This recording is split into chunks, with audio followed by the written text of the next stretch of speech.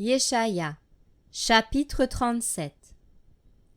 Et il arriva qu'aussitôt que le roi Hiskia eut entendu ces choses, il déchira ses vêtements, se couvrit d'un sac et entra dans la maison de Yahweh.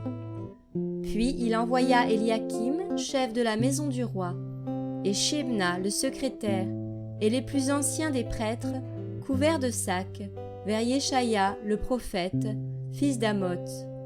Et ils lui dirent : Ainsi parle Hiskia. Ce jour est un jour d'angoisse, de répréhension et de blasphème, car les enfants sont près de sortir du sein maternel, mais il n'y a pas de force pour enfanter.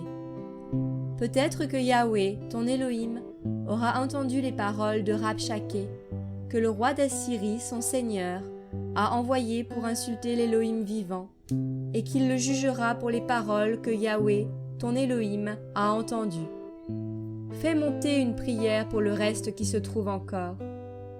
Les serviteurs du roi Hiskia vinrent vers Yeshaya, et Yeshaya leur dit : Voici ce que vous direz à votre Seigneur.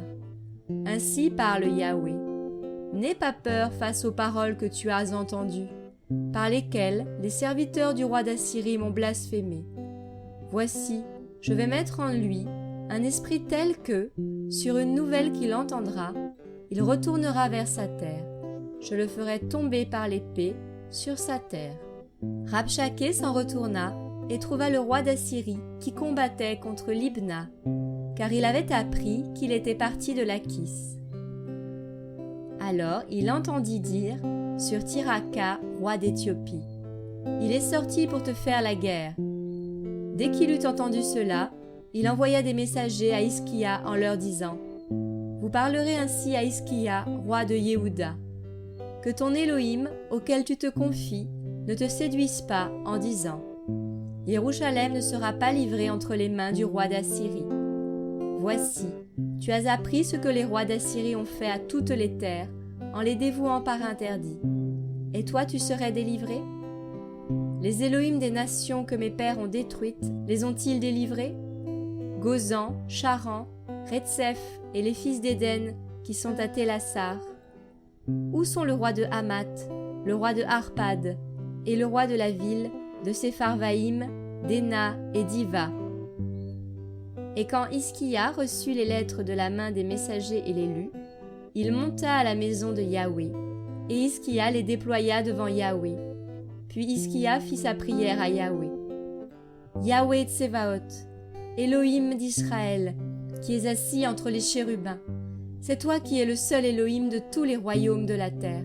C'est toi qui as fait les cieux et la terre. Yahweh, incline ton oreille et écoute. Yahweh, ouvre tes yeux et regarde. Écoute les paroles de Sanchérib, qu'il m'a envoyé dire pour blasphémer l'Élohim vivant.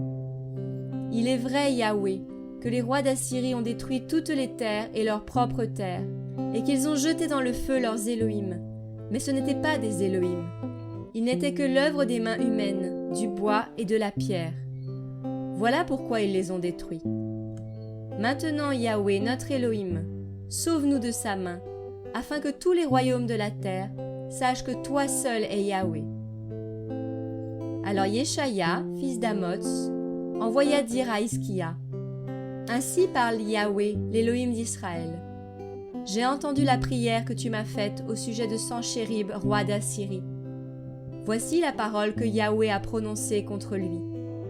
Elle te méprise, elle se moque de toi, la Vierge, la fille de Sion. Elle hoche la tête après toi, la fille de Jérusalem. Contre qui as-tu élevé ta voix et levé tes yeux en haut ? C'est contre le Saint d'Israël. Par la main de tes serviteurs, tu as insulté Adonai et tu as dit : Je suis monté avec la multitude de mes chars, au sommet des montagnes, aux côtés du Liban. Je couperai les plus élevés de ses cèdres et ses plus beaux cyprès, et j'atteindrai sa dernière cime et jusqu'à la forêt de son Carmel. J'ai creusé et j'ai bu de l'eau. Je tarirai avec la plante de mes pieds tous les fleuves de l'Égypte. N'as-tu pas entendu que de loin j'ai préparé cela ? Dès les temps anciens, je l'ai façonné. Maintenant, j'ai fait venir ceci pour que tu réduises les villes fortifiées en monceaux de ruines. Leurs habitants ont la main courte, ils sont épouvantés et honteux, ils sont devenus de l'herbe des champs, la végétation d'un jardin potager, l'herbe verte des toits et le champ avant que le blé ne soit sur pied. Mais je sais quand tu t'assieds, quand tu sors et quand tu rentres, et comment tu es furieux contre moi. Parce que tu es furieux contre moi, et que ton insolence est montée à mes oreilles, je mettrai ma bouche à tes narines, et mon mors à tes lèvres, et je te ferai retourner par le chemin par lequel tu es venu. Ceci te servira de signe.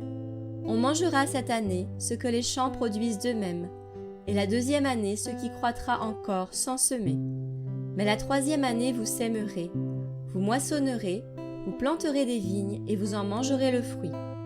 Ce qui aura été sauvé de la maison de Yehuda, ce qui restera, poussera encore des racines vers le bas et portera du fruit vers le haut. Car il sortira de Jérusalem un reste, et de la montagne de Sion quelques rescapés. La jalousie de Yahweh Tsevaot fera cela. C'est pourquoi ainsi parle Yahweh sur le roi d'Assyrie. Il n'entrera pas dans cette ville, il n'y jettera aucune flèche, il ne se présentera pas contre elle avec le bouclier, et il ne dressera pas de tertre contre elle. Il s'en retournera par le chemin par lequel il est venu, et il n'entrera pas dans cette ville. Déclaration de Yahweh. Car je protégerai cette ville pour la délivrer à cause de moi, et à cause de David mon serviteur. L'ange de Yahweh sortit et frappa 185 000 hommes dans le camp des Assyriens. Et quand on se leva le matin, voici, ils étaient tous morts.